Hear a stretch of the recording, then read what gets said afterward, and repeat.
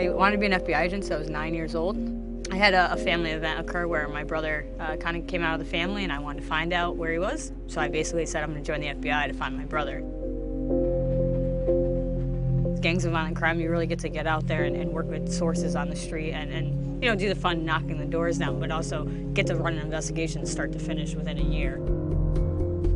Local police work violent crime, and they're a lot of times the ones who will say, hey, we have this large tick in violence that's going up, homicides and shootings and a lot of concentrated violent crime in an area, and we need the resources of the FBI, and we target those areas to make an impact on that neighborhood. It's not just like onesies and twosies, it's a group of people that we're gonna investigate, and they're committing shootings and violent crimes that are affecting those neighborhoods.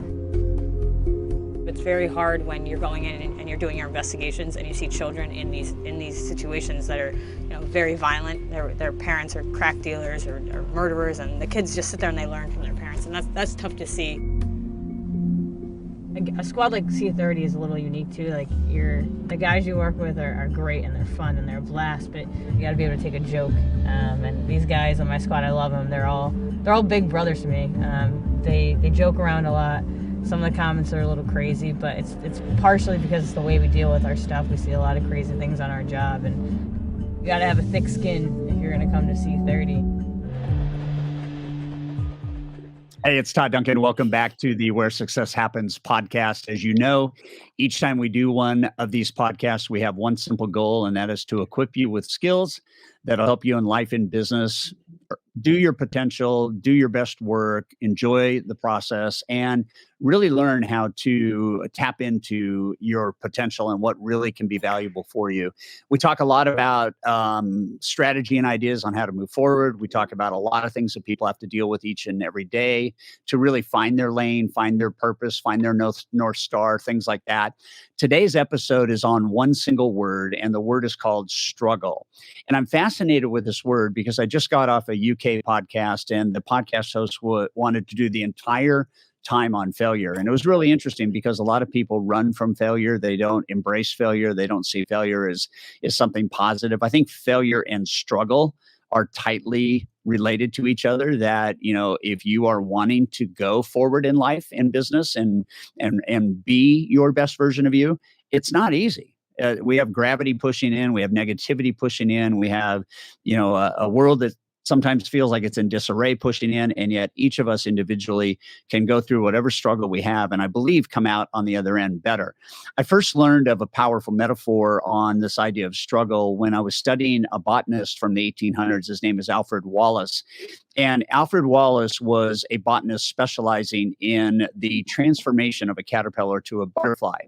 And he began looking at each of the stages of a chrysalis, and then when the caterpillar began to shed, and then when all of that consumed and the new chrysalis was built. And then he would, in each of the 8 stages of a caterpillar becoming a butterfly, he would try to accelerate the birth rate of the butterfly, the transformation. So he would start very early on, and he would cut the chrysalis open on the 2nd stage, and the caterpillar would die. And then he would cut it open the 3rd stage, and the caterpillar would die. And the way that he mapped it out was the further back to the first beginning of the transformation, where he tried to eliminate the struggle of going from caterpillar to butterfly, the mortality rate would be much higher. And by the time we got all the way over to the 8th stage, it was very apparent that unless the caterpillar goes through the transformation to a butterfly, and unless the butterfly spends the energy and muscle to work to breaking that final membrane so that they can come out of that membrane and fly, was the only way to have a high survival rate versus a high mortality rate. And I think it's a great metaphor. The metaphor is the more struggle we have in life, the more muscle we can create on how to go through that struggle. It's very, very hard to expedite the results of a struggle because mostly those struggles are organic and they're internal, right? And so we have a beautiful time today with somebody I've had the chance to get to know over the last couple of months. Her name is MJ.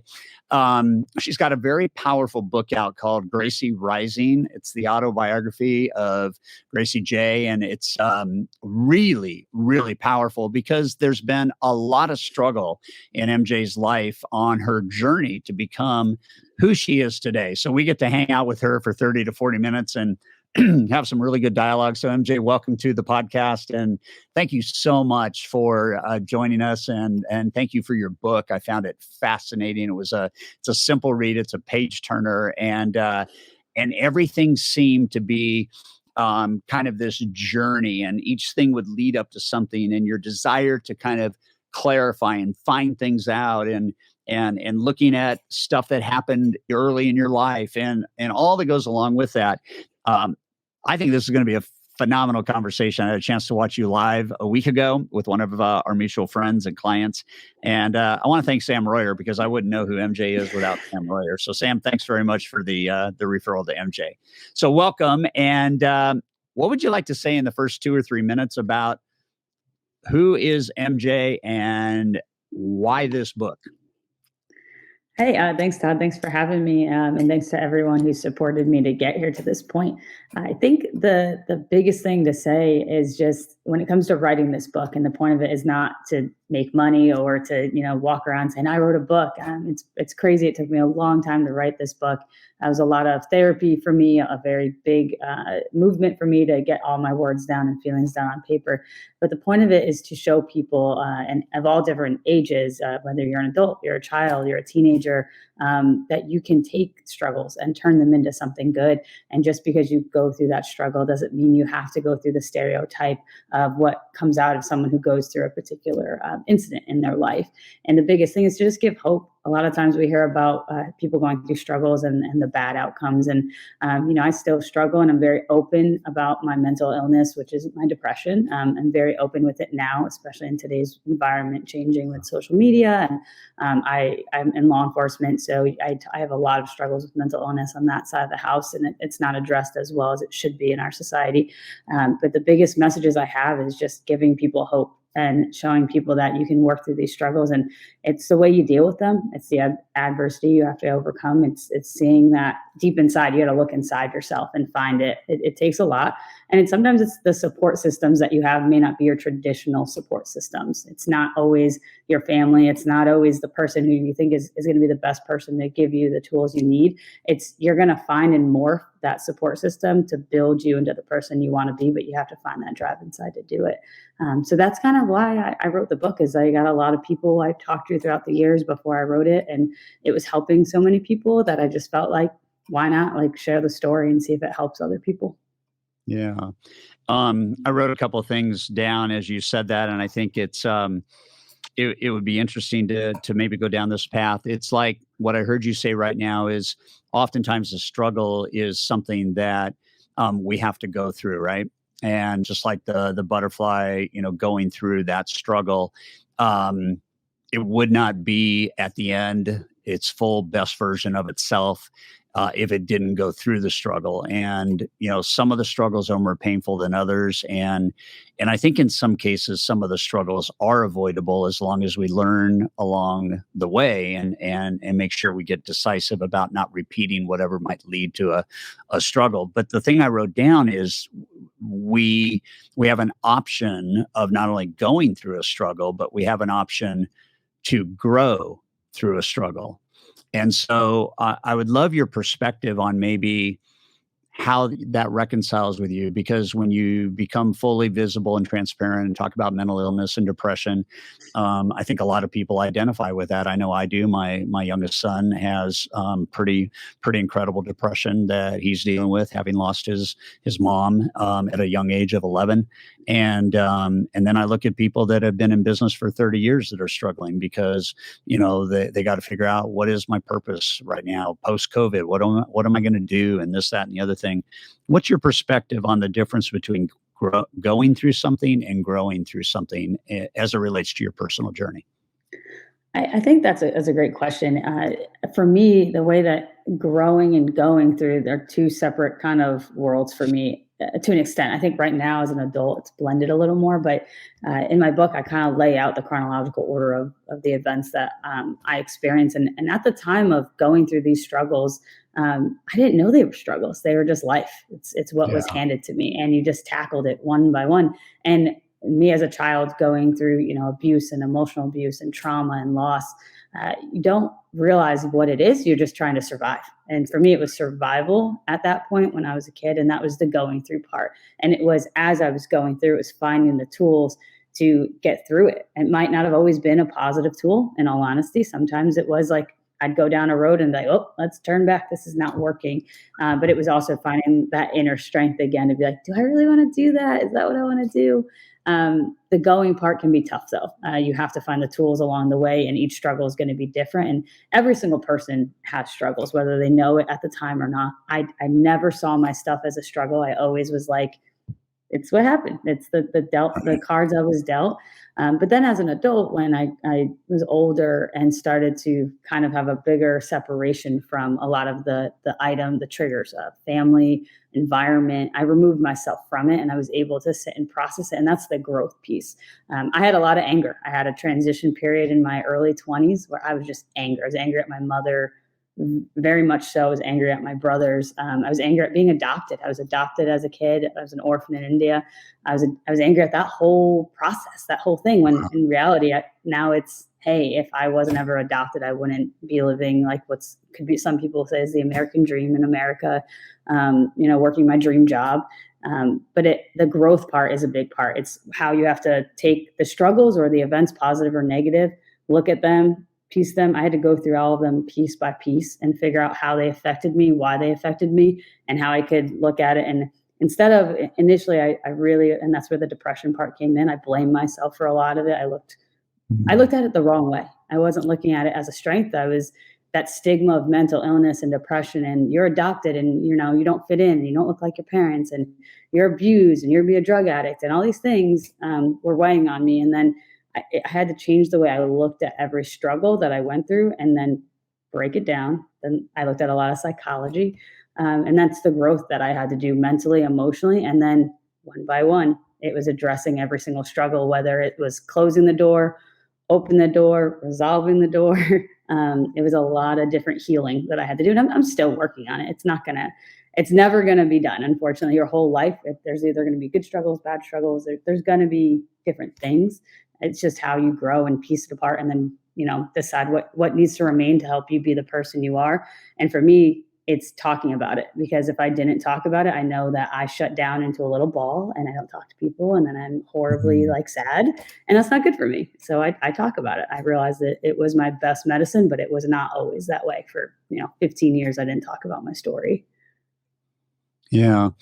I'm sitting here thinking about the truth, which is, if you're walking and you're upright and your heart is beating, life will present struggles, and challenges. And I think that, you brought up early on this idea of hope, and the struggle that I have right now as an entrepreneur and a dad of two young men who, lost their mom prematurely to cancer, is the struggle of helping them understand that they have to they have to choose their recovery. They have to choose, life over addiction. They have to get to a spot where the pain is big enough to cause change. And I look at that, and the last thing on my life plan, I used to be, I am still a big believer in kind of writing down where you'd like your life to go. But, when I lost a business and then lost my wife, and then realized that my life plan wasn't working, it was like, I said to everybody, I would recommend you write your life plan in pencil and be prepared to pivot, because it's not going to turn out the way that you've imagined it, right? And part of the journey, I think, is this idea of hope. And one of the acronyms that, as a parent of two addicts, is, hope stands for hang on, pain ends.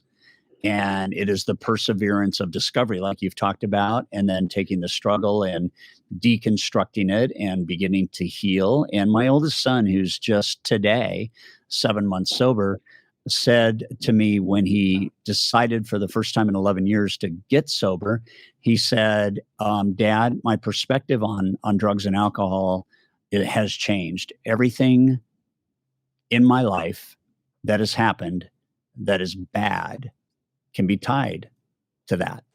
And I just don't want to have another moment where I get lucky and I get to stay alive instead of die. And, it's just interesting because you have to have hope. You have to have kind of faith that you can be a survivor, right? And in the mental health world, when you get a text from your son that he wants to tie rocks around his ankles and jump into the ocean, that's a really unsettling text. And so I feel this whole conversation rolling around, that the struggle is designed to make us stronger. What doesn't kill you makes you stronger if you have the right perspective. But for you, it was like asking new questions, asking different questions.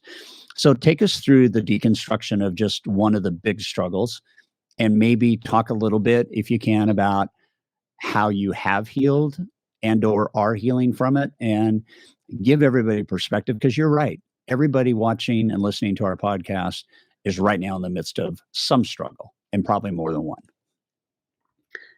Those are great points that you bring up with the addiction piece and having your life penciled, your life plan in pencil. As much as my dream was to do the career I have now, the way there went like this. It never went. I wanted it to go this way, but it went like this the whole way. And one of the things, and then I'll get into the answer to your question.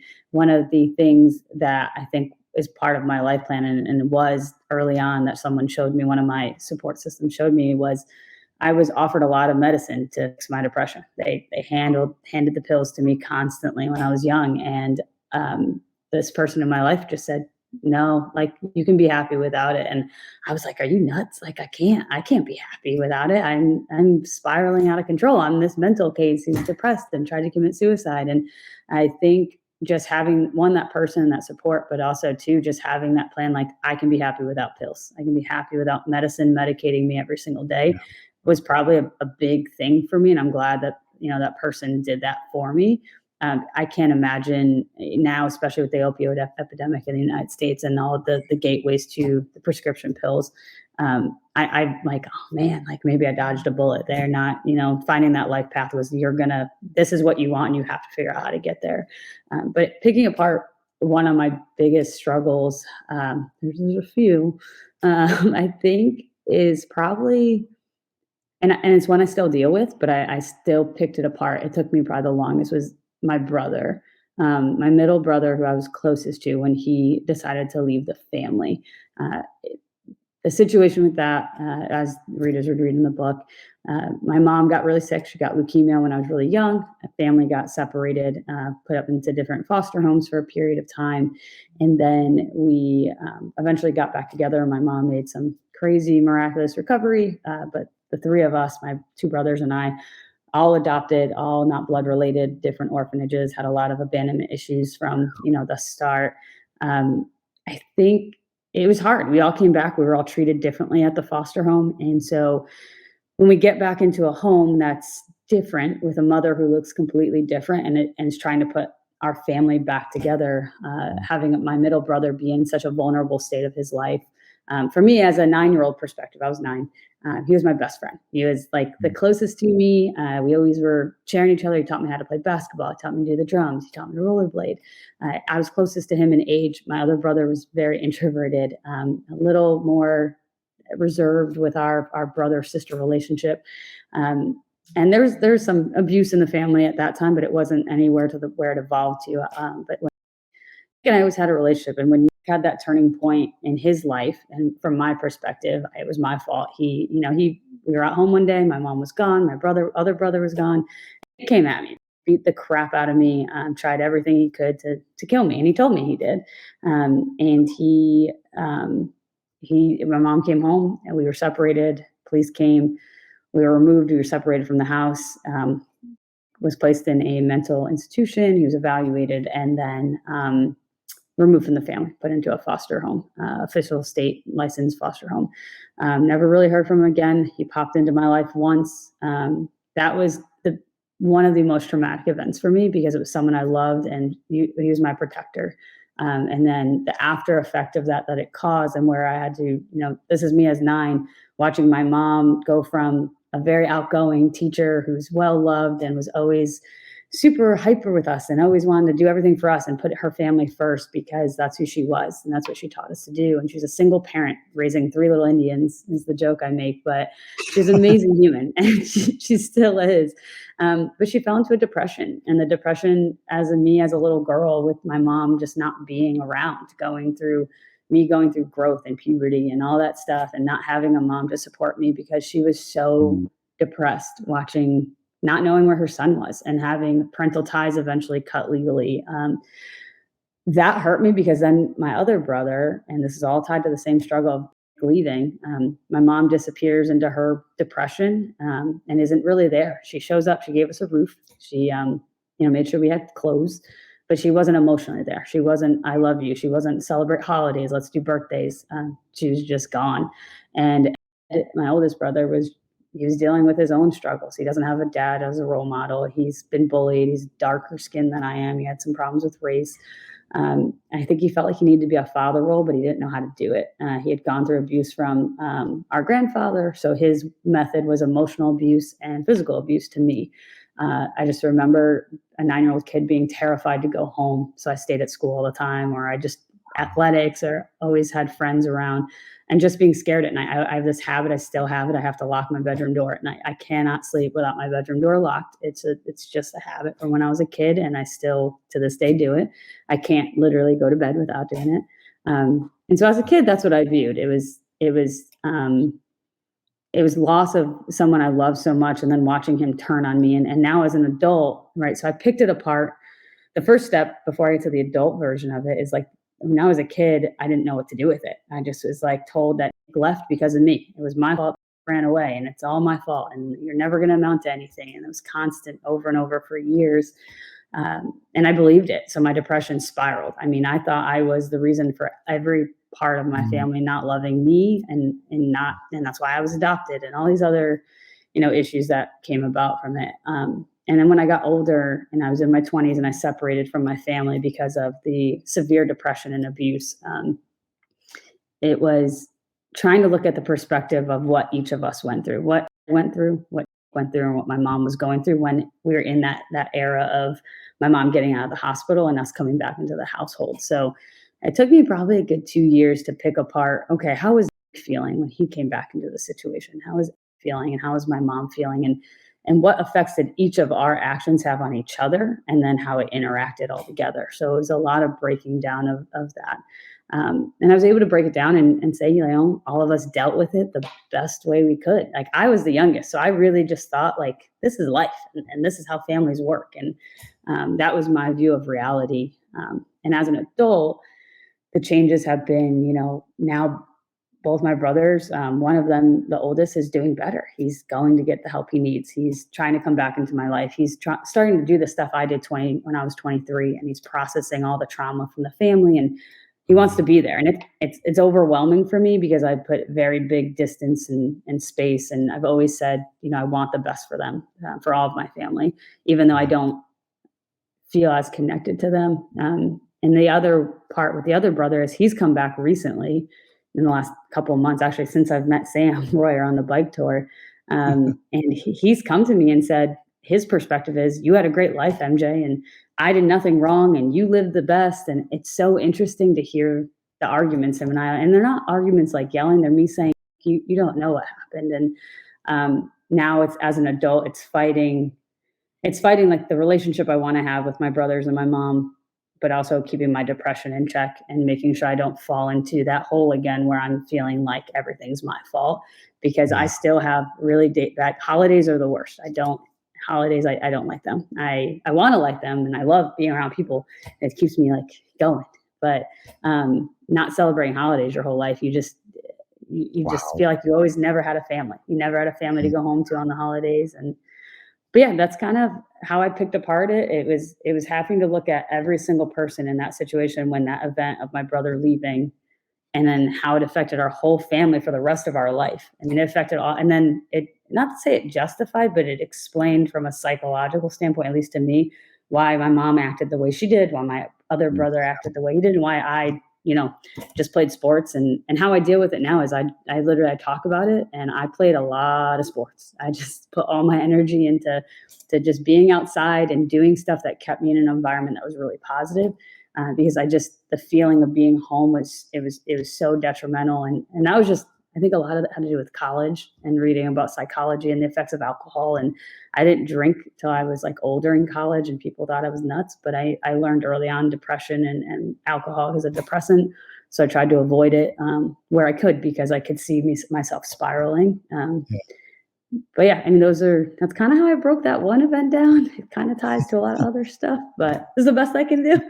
It's like I wrote down a couple things that really resonated with me. One is the idea that when you use the word perspective, one of the things that I think works for people, actually, it's a couple things, and they're just little phrases like, um, the perspective that we should try to have as we kind of manufacture and plan our journey in life is looking at these moments, right, that you describe, and these moments that are painful and that we begin to realize are not healthy. And when we look at um, the balancing act of struggle, strength, the muscle that's built through struggle can give you strength.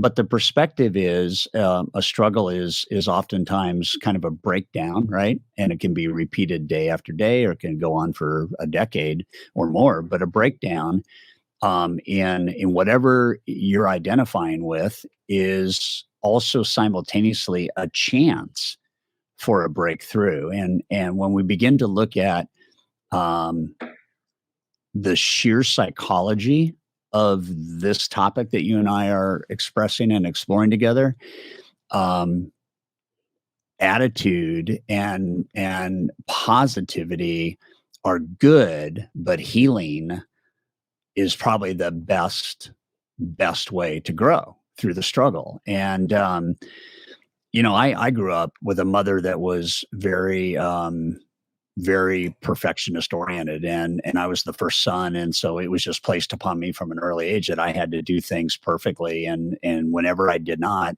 I felt it. I got physically abused with slaps and rings in my mouth and split lips and things like that. And I remember when I was 15, I failed a summer qualification program to be on a crew up in the mountains, and she had to drive 2 hours to pick me up.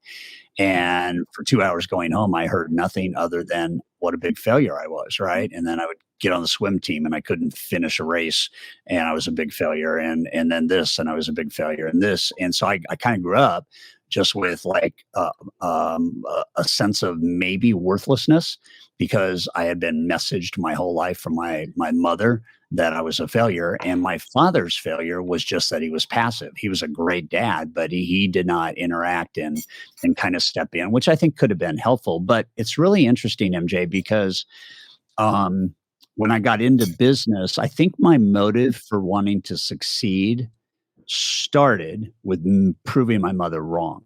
And that's a way to use the setback as a setup, or the breakdown as a breakthrough. But then I began exploring that, okay, when that's over, when I now am a success, and by my definition have done it for the right reasons, the right way, it's still not the solution to a mother who I'm going to be connected to for the rest of my life, and her perfectionism.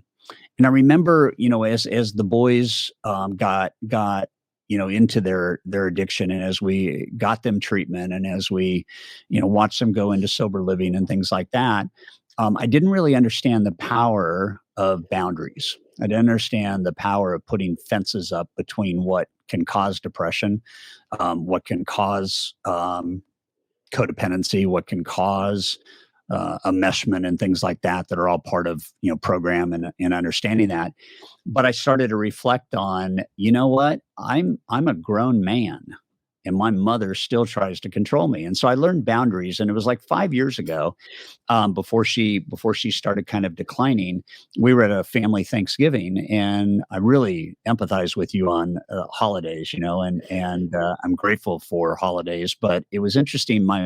I went to cut the pie, and I'm probably, I don't know, 40, 49 years old. And my mother says to me, "You're cutting the pie the wrong way."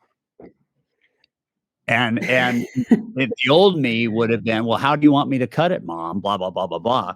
The new me with boundaries is I handed her the knife and I said, "Go ahead and cut it the way you'd like to cut it."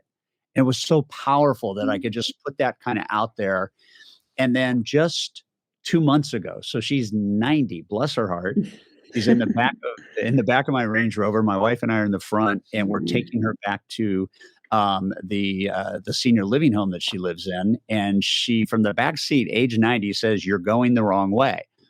And I don't know if that was part of her dementia or if it was her trying to control me. And I said, "Mom, there's about 4 ways to get to your place, and I'm going this way." And it was just like in the old days, I'd go, "Which way do you want me to turn, Mom?" And it was just like, so I think all of us have to understand that we can actually put boundaries up that help us heal from whatever the struggle is. And to your point too, this is a life, right? It's a life of healing, in many cases, some deep wounds. And I think what also comes along with the depression piece and maybe the abandonment piece and for me, being a failure piece is the idea of shame and guilt. And how do you work through that so that you don't even spiral more out of control? What have you done to heal whatever shame or guilt that has been put on you, or that you've accepted? Because I find that that's another place that if we can forgive ourselves and heal and understand that we're never going to be perfect, and it's not our issue as much as it is somebody else's. How do we, like, I'm really proud of what I've done now. I think the old me was like, I was really guilty of being a failure, but I'm really proud that, we've been able to be in the place we're in and impact the world. And I'm still fighting struggles just like you are. But how did you deal with shame and guilt? Yeah, shame and guilt is the hard one. Yeah. I'm with you on that. It's not easy. That's probably one of the biggest roots of my depression still is, and it kind of poked his head with a conversation with my brother where he said, "You don't take care of mom." And I'm like, I commuted 3 hours one way for, years taking care of her into New York City. And I was the only one there. My brothers who lived in Connecticut never were there. And he was trying to guilt trip me and shame me into, I don't do enough. And I'm like, I think I've done enough. And I had to put boundaries up because my mental health was suffering at that time. But I think dealing with the shame and guilt is still a process. I've not figured it out completely. Part of it is the boundaries. It's a big part of it, from the things that make me feel that shame and guilt. The other part, breaking down again the things and the people or the events or the situations that could potentially invoke those feelings. A lot of that is breaking down the psychology of what can I control and what can't. What is genuinely my fault, if there is I don't even like the word fault, but do I have control over whatever is making me feel that way? Is that really me, or is that really someone else just putting their trauma or their baggage or whatever it is on me? So that's part of it. Therapy is another. That's how I deal with it. I had to force myself to get back into therapy as an adult, talk about things, and also kind of embracing the things I can't. That I don't know if I would say are shame and guilt that I feel. I mean, it is. I still feel really big guilt with my brothers and my mom and not being at home and being closer to them. I stay on the East Coast and they all live in the North. And that, to me, I can drive home if they need me, but I have enough boundaries for me to be the person I want to be. Yeah. But I also think part of it is just embracing that out of the struggles and the things I've been through, it's embracing who I am. And I eventually had to stop hiding the mental illness. And I don't even like the word mental illness. It bothers me.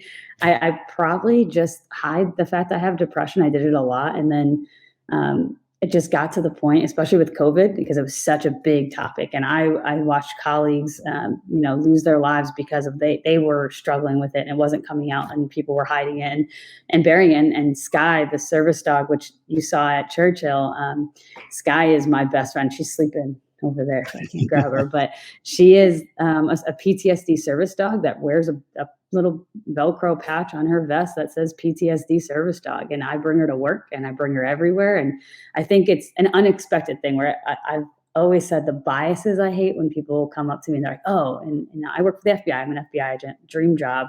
People are like, oh, you're an FBI agent. You probably got here so easy. And I'm like, I mean, no, but it's that, hey, that was the outward appearance and that's the assumption and bias someone made.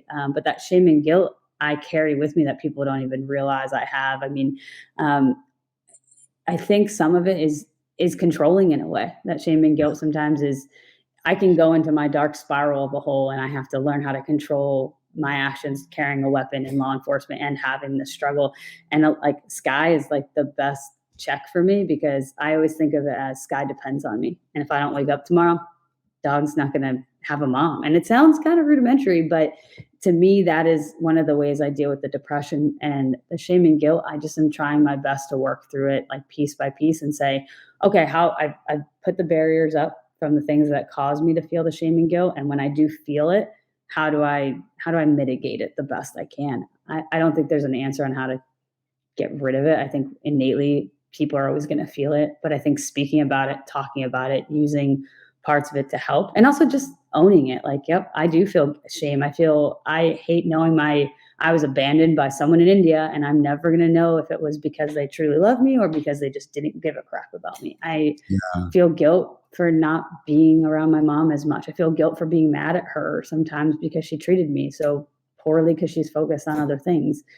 But it's just about perspective and just trying to, again, turn around and look at things differently and then put things in my life that minimize that shame and guilt feeling. And people who can say to me, I have a lot of people who put me in check. They're like, MJ, you're not, I will talk open and they're like, you're not that person, MJ. You've never been that person. And that, I still don't believe it. I have a hard time taking compliments. I'm really bad at it. At work, the people I supervise are always like, you're a great boss and a great leader. And it's because you're not afraid to tell people when they're hurting people and they're being wrong. But it's also just putting those things that in my life that have made me feel worth. And because I did not feel worth pretty much most of my life. And just seeing Sky when I come home smiling with her doofy little face is like, hey, I had a bad day, but that dog loves me. And that's awesome. That's a very long answer for you. No, but it's super powerful because I think at the end of the day, we have a chance to, at least for me and maybe for you, I think when you can get authentic and vulnerable at the same time, that begins to free you, right? And it's like when my son said, you know what, Dad? Everything in my life that has happened that is bad is tied to drugs and alcohol. He felt free in that moment because he finally didn't have to fake it. He didn't have to lie. He didn't have to cancel a meeting with me because he would be hungover or anything like that. It was like I own it and I'm going to free myself of this burden. And it changed everything. And it didn't happen like he woke up on Friday and said, you know what, I'm gonna own this and I'm gonna disclose that I have a problem with drugs and alcohol. That's not easy for anybody to do, but as soon as you do it, it like creates freedom for you, at least a little bit of less heaviness, and then it clears the space to grow. And it clears the space to identify with others. And now he's got people just in his 7th month of sobriety. He's got people that, are asking him, can you help me? I know that you've gone through this. Can you help me? And I think that's part of why I wanted this podcast is, can we help thousands of people understand that there is a way and you can get help and you can heal. And your book is a therapeutic journey on how to heal. And the story and what you went through. And, when somebody puts their hand up and says, that's me, I can benefit by hearing MJ talk about her recovery, so to speak, and getting strong and healing. And I think too many people carry a big burden of shame, and they don't realize that the pathway to freedom is to share what you're shameful about. Like, I'm shameful that I yelled at you yesterday, son, but I want you to know I apologize and I want you to forgive me. And I want to do my best to not talk that way to you anymore. Whether I was triggered or not, it's just like, okay. So, and it's not being apologetic. It's just, I care and I want you to care and I want you to understand that I care. And it's a behavior I think worth modeling, I guess. And, so if you're watching this, we're with MJ. She's the author of a beautiful book called Gracie Rising. You can get it on Amazon. It is a beautiful read. If any of what we've talked about so far strikes a chord in you, get this book today. Go to Amazon, order it, get it tomorrow, and read it this weekend or read it tomorrow. Spend 2 hours going through it. It's a blueprint for a journey of healing. So I want to ask a question since you brought up law enforcement. Is there a as somebody who admittedly has her own level of kind of depression and managing it, is there a level of, gosh, this might be a paradox, but is there a level of empathy or some variation of that when you see in law enforcement people that you have to encounter that maybe have depression and mental illness? Is there some relationship there? Because you have and are going through it when you see others that in your field have a mental illness, what does that do to you, or what does that do for them? I mean, throughout, whether it's in the job or outside the job, but in the job right now, I mean, there's this year alone, I think this year, I reached out to one of the higher ups in my organization in the FBI, to talk about it a little more freely, because I have had a lot of people that I've been able to identify it on, and I know what it's like to have someone approaching me. It's not about making someone uncomfortable. More so, it was when the book came out. I didn't really tell anyone in the office. I kept it really quiet because of the stigma of law enforcement. And then people started to find out, a couple of my close friends, and then go around the office. And then, people were like, oh, Jill MJ wrote a book. And a lot of people thought it was about the Bureau. And I'm like, no, it's not about the Bureau. It's about why I wanted to be in the FBI. It's why I wanted to be an agent and what drove me to be, who I am. And I think the book alone opened up people to come and talk to me. It was very discreet at first and still is. There are some people who have just come to me and said it. And then there's been times where I know I've never called them out on it. I'm not going to sit there and I'm not a therapist. I'm not going to diagnose someone, but I do have a huge empathy when I see people going through stuff. And working in New York during COVID, at the heart of it was horrible. I mean, we all had financial struggles. We had a shutdown, prior to that, where we weren't getting paid for a while. And the mental illness struggle was real all around us, whether it was just people with maybe minimal struggles in comparison, which I don't even like comparing struggles, but then all of a sudden they can't pay their childcare, and they're trying to figure out how their kid's going to go to childcare during COVID. But I think I have a huge empathy, not only just at the federal level, but we work with state and local partners, and we've had people that have taken their lives, and a lot of it's been when we've actually lost the life of someone. People coming to me and asking me, how is that possible, MJ? I don't understand. Suicide stuff, and you've been through it and you felt it. And that was kind of one of the first experiences I probably had after the book came out, because people knew I'd been through suicide because I'd never talked about it. Was explaining, like, it was always a high performer. They were always like, you would have never known that person was depressed. And I was like, would you ever have known that about me? And they're like, no. And I'm like, okay. And so we don't tell people. We love whatever we're doing, probably, and that's what keeps us going. And then something triggered them.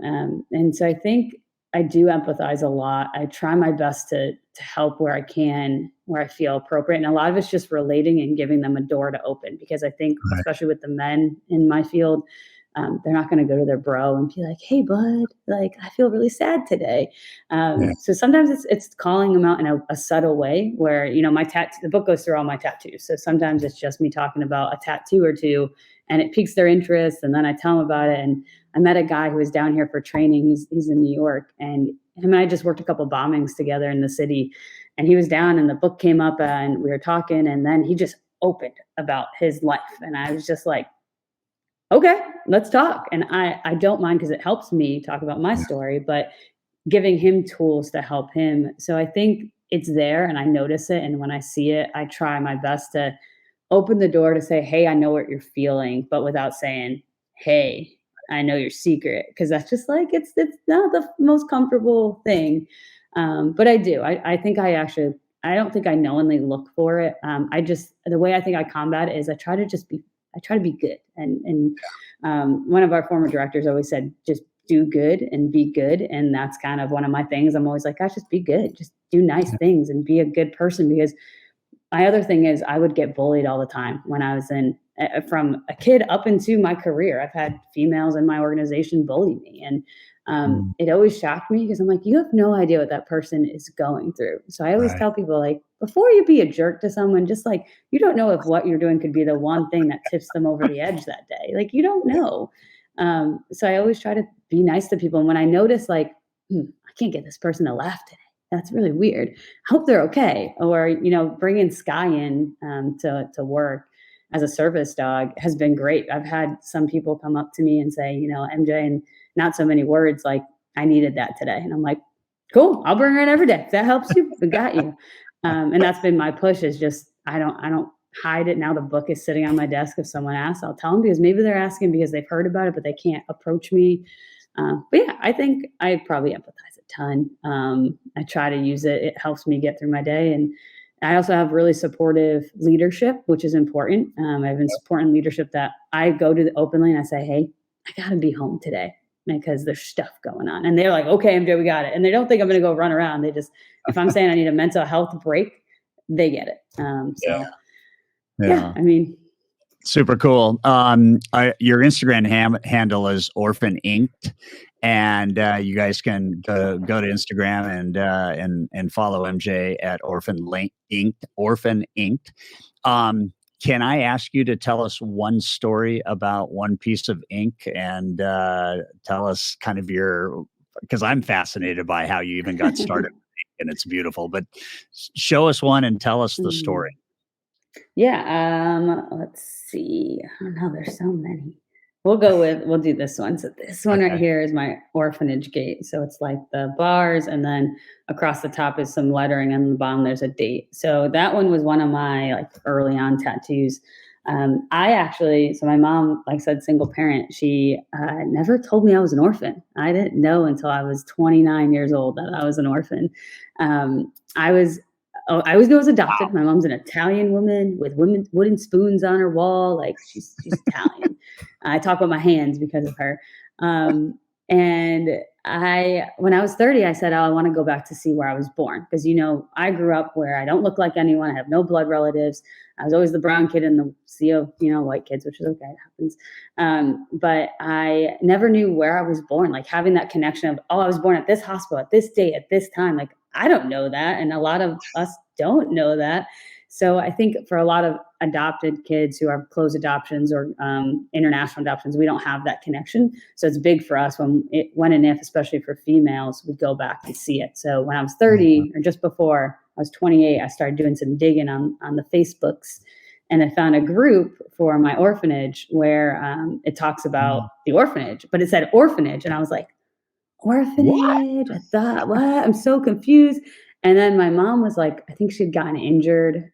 She fell down some stairs, and I was going through all her stuff at home, and I found this pamphlet of paperwork that said, Janaki, which is my Indian name. And so I opened it, and I find all of my paperwork that says I was abandoned. Whoa. And I'm just like, and that was when I was like not writing the book yet, but I still had it in the horizon. And I just sat there staring at it like, no. And then so I took it. I didn't tell my mom. I took it. And like a year later, when I was planning the trip, and she was very anxious about it, as much as her and I don't have a super tight connection, she's my mom, and she brought me here, and she gave me the life that's much better than what I would have had.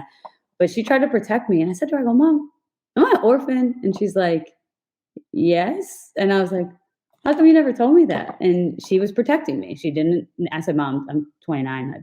probably can handle it now. Like I get when I was a kid, like you don't want to tell me.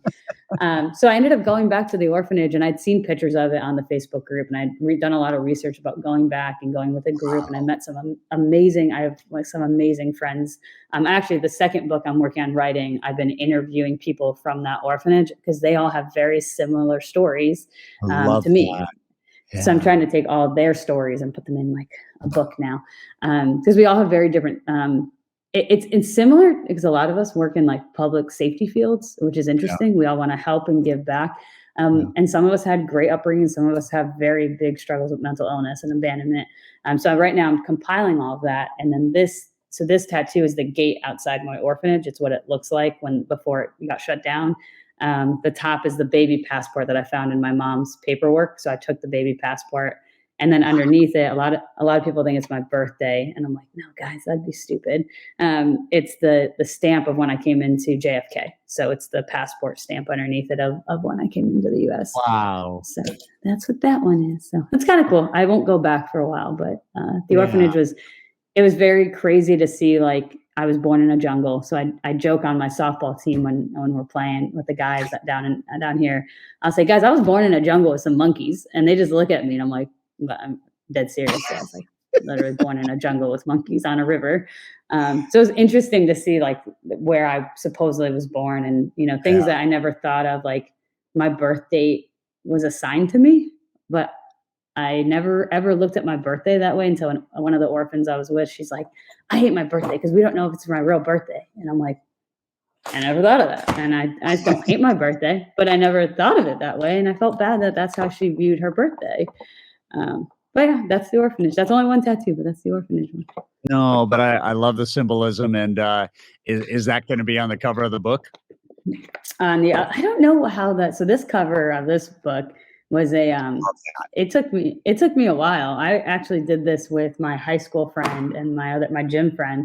We wanted it to be about the tattoos, but we knew there were so many themes. You had the sexual assault, the abuse, the adoption, the abandonment, like all these themes. And then I was like, well, it goes through the tattoos. So we got to put the tattoos on. And then we talked about, well, it's an autobiography, and we did all this research on, I don't have money. This money gets donated for this book. I don't keep it. But we went with the half mask because it was, everyone always had this opinion of MJ, you're, perfect and you were raised great. And I'm like, oh, no. So it was the half mask with the tattoos on it to say like everyone has a mask on, and that's okay. Some people you have to have it on, but knowing that it's okay to take it off and talk about your life is my message, and being vulnerable took me years, and there's still certain things that my mom doesn't know about the book. She wants to see this. No, she wants to see this. Yeah, I sensed that when I was reading it. Yeah, and there are things that I kept out of the book, and there are considerations for the people I talked about as you'll read. But yeah, the cover was just my friends and I be like, well, this works. We'll go with this. I love it. Love it. Love it. Love it. We've spent 50 minutes with just a beautiful person, MJ. And again, she is the author of Gracie Rising. It's a very, very powerful book on healing through life and through adversity and through struggle. I recommend it highly. I've read it. My wife has read it. The gentleman, Sam Royer, that's responsible for introducing us, I'm so grateful to him for the introduction. And go to Amazon today, buy this book. And if you know anybody that is having struggles with depression and mental illness, maybe consider the book for them as a gift, maybe a roadmap to begin their healing. And I think my message is to just understand that life is hard, and how we handle adversity is a really important life skill. And to know that on the other side of challenge is victory. I think is probably the big message that I would like to share. Don't give up in the midst of a struggle. Get strong by going through and growing through the struggle. And I think you're going to heal just like I know I've healed. And MJ, it sounds like you're healing. And all of us need to heal from whatever wounds we have from yesterday all the way back. And it's a really powerful place to be when you heal. So I think our paths are going to cross again very soon. And I'm very encouraged by, not only your service to our country, country, but the message and the story that you have. And I know it took a lot to write that and to be transparent and to put onto paper things that were really, really major things. And I think as a result of your book, people are healing, and at least that's my hope and prayer. So I loved hanging out with you. Do you have any final messages to anybody that you'd like to say as we wrap up? No, I mean, the main thing is just don't be afraid to be yourself and dig deep. You guys will figure it out. Just be good people. I love that. One of the highlights of my notes: be good to people. Yeah. All right. Well, thanks everybody for joining Where Success Happens, and this is definitely a success story on the outside and boundary of struggle. And I think all of us, we're going to go through struggles, and we're going to grow through struggles, and we're going to be stronger because we do that. And you know, the way we attack problems in life is actually the way we end up living life better. And I think that's the goal that we all have. So join us again for our next podcast. And once again, MJ, thank you so much for adding so much value to thousands of people. I really enjoyed getting to know you and see you, and can't wait for our paths to cross again. Thanks, Todd.